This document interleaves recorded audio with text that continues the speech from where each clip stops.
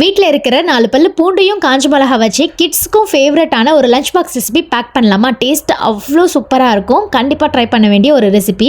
இப்போ ஒரு ஸ்டிக்கில் பூண்டு காஞ்ச மிளகா ரெண்டுத்தையும் சேர்த்து லைட்டாக வாட்டி எடுத்துக்கோங்க. ஃபைனாக வெங்காயம் ஒரு சைடு சாப் பண்ணி ரெடி பண்ணி வச்சுட்டேன்.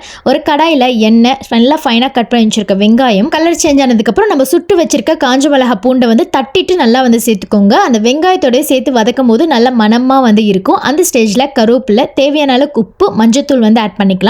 இன்னைக்கு நான் ஒரு ஆளுக்கு தான் லஞ்ச் பாக்ஸ் பேக் பண்ண போறேன் அப்படின்றதுனால ஒரு முட்டை சேர்த்துருக்கேன். உங்களுக்கு தேவையான அளவுக்கு நீங்கள் 1 இல்லைனா 2 முட்டை சேர்த்துக்கலாம். நல்லா வதங்கி வந்ததுக்கப்புறம் நம்ம பாஸ்மதி ரைஸ் இல்லைனா லெஃப்ட் ஓவர் ரைஸ் இருந்தாலும் இந்த ரெசிபியை ட்ரை பண்ணி பார்க்கலாம். டேஸ்ட் அவ்வளோ சூப்பராகவே இருக்கும். அவ்வளோதான், மல்லியில தூவி லஞ்ச் பாக்ஸில் பேக் பண்ண வேண்டியதான். நல்ல மைல்டான காரத்தோட அந்த பூண்டு வாசத்தோட லஞ்ச் பாக்ஸ் ஓப்பன் பண்ணும்போதே அவ்வளோ சூப்பராக இருக்கும். ஸோ கண்டிப்பாக உங்கள் வீட்டில் இந்த வாரம் லஞ்ச் பாக்ஸ்க்கு ட்ரை பண்ணி பார்த்துட்டு எப்படி இருக்குன்னு மறக்காமல் கமெண்ட் பண்ணுங்கள்.